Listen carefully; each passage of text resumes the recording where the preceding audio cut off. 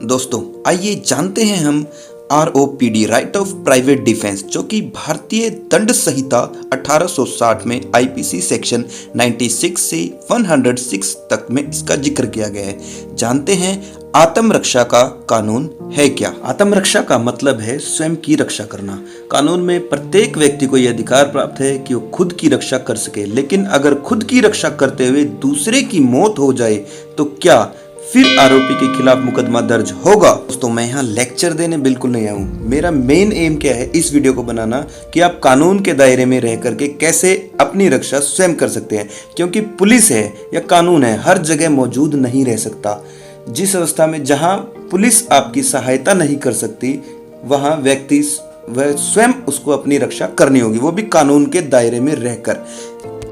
व्यक्ति वह सब कुछ कर सकता है जो स्वयं की रक्षा के लिए आवश्यक है। इसलिए मैं कहता हूं अपना वकील स्वयं बनो। क्या आप जानते हैं हमें स्वयं की रक्षा का अधिकार हमने प्रकृति से लिया है।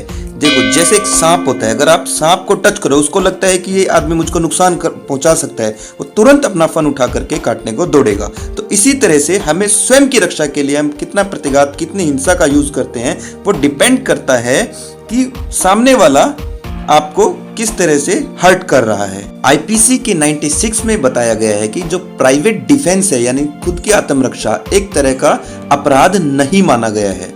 और इसी को और एक्सप्लेन करते हुए 97 में बताया गया कि हमें आत्मरक्षा करनी है। किन चीजों से करनी है? जान माल यानी खुद की बॉडी यानी खुद की रक्षा, और प्रॉपर्टी यानी खुद की सामान की सुरक्षा। इन दोनों की हम सुरक्षा कर सकते हैं।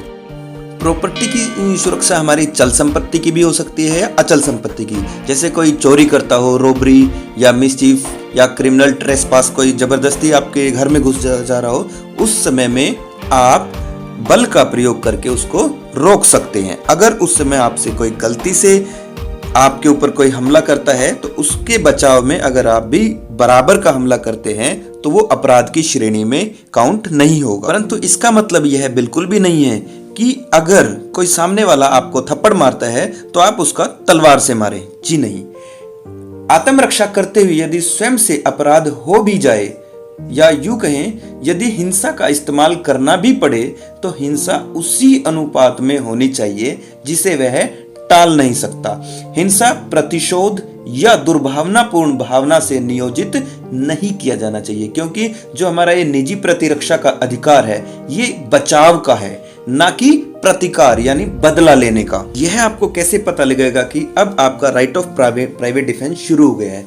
यह कानून एक व्यक्ति को उचित आशंका के तहत आत्मरक्षा का अधिकार देता है। जब उसका जीवन या किसी अन्य का जीवन खतरे में होगा या गंभीर चोट के जोखिम में हमलावर को मौत की सजा देने के लिए या तो हमला करने का प्रयास किया जाएगा या सीधे धमकी दी जाएगी, उस समय आपका ROPD स्टार्ट हो जाएगा। इसकी कुछ लिमिटेशन भी हैं। आत्मरक्षा के प्रयोग के लिए की गई हिंसा उचित रूप से आवश्यक से अधिक नहीं होनी चाहिए। यह एक अनुपातिक फॉर्म में होनी चाहिए। सेक्शन 98 में तो यह भी बताया गया है, इसका और विस्तृत रूप से वर्णन करते हुए बताया गया है कि जो डिफेंस है, आप जो प्रतिरक्षा कर सकते हैं, चाहे वो अगर कोई छोटा यंग एज का कोई बच्चा है या कोई आदमी है, उसके खिलाफ भी आप सेल्फ डिफेंस में बल का प्रयोग कर सकते हैं। या फिर अनसाउंड कोई माइंड है, कोई पागल व्यक्ति है या जिसकी कोई मैच्योरिटी नहीं है अंडरस्टैंडिंग की, या किसी नशे की हालत में कोई आपके ऊपर अगर हमला करता है तो उस केस में आपको भी उतना अधिकार है अपनी रक्षा करने का। सेक्शन 99 में यह भी बताया गया है कि कुछ एक्सेप्शन है। ऐसे कौन कौन से काम हैं जब ये राइट ऑफ प्राइवेट डिफेंस वहां पर खत्म हो जाता है। राइट ऑफ प्राइवेट डिफेंस वहां आपका काम नहीं करेगा जब एक पब्लिक सर्वेंट यानी कोई पुलिस या आर्मी वाला या कोई लीगली तरीके से विद अथॉरिटी के साथ में गुड फेथ में कोई काम कर रहा हो। जब आपके पास किसी भी जुर्म को घटित होने से पहले तक का पर्याप्त समय हो ताकि आप पुलिस को सूचित कर सके। आइए जानते हैं कि निजी रक्षा में किए गए अपराध का पता लगाने के लिए तो किस तरह से इन्वेस्टिगेशन होती है। सबसे पहले ये देखा जाता है कि जिस व्यक्ति ने ROPD राइट का यूज किया है उसको चोटें कितनी लगी हैं। दूसरा, उसकी सुरक्षा के लिए आसन्न जो खतरा था उस समय, वो खतरा कितना था। तीसरा, जो अभियुक्त है यानी उसके जो आरोपी क्लेम कर रहा है, उस व्यक्ति ने दूसरे को कितनी चोटें पहुंचाई है, या फिर ऐसी परिस्थितियों की कि क्या अभियुक्त के पास सार्वजनिक अधिकारियों का सहारा लेने का समय था या नहीं। एक केस के बारे में बताता हूँ, ये बिहार का एक केस है। उसमें दो व्यक्ति थे, उन दोनों में झगड़ा हुआ। एक ने उसको थप्पड़ मारा तो दूसरा घर से जा करके वो अपनी तलवार ला करके उसका खून कर देता है, कत्ल कर देता है। तो इस केस में वो जिसने कत्ल किया वो ये कहता है कि मैंने अपने राइट ऑफ प्राइवेट डिफेंस में किया, परंतु ऐसा बिल्कुल भी नहीं है, क्योंकि घर जाने तक का जो समय था उसमें वह पुलिस अधिकारी को भी बता सकता था।